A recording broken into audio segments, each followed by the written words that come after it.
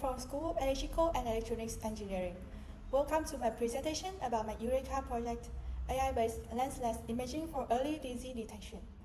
Traditionally, microscopic objects in biology are observed by lens-based systems like microscopes, which are costly and inflexible. Hence, lensless imaging has emerged as a cost-effective and compact solution for biomedical imaging.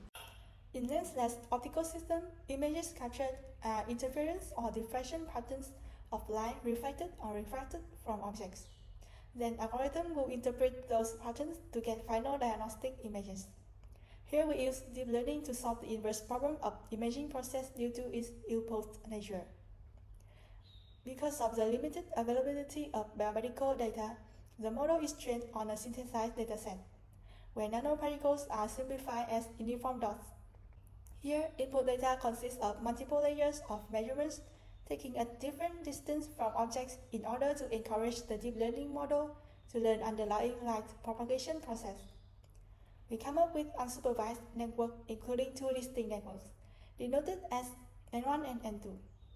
N2 acts as the propagation function, while N1 acts as its inverse function, mapping measurements to ground truth.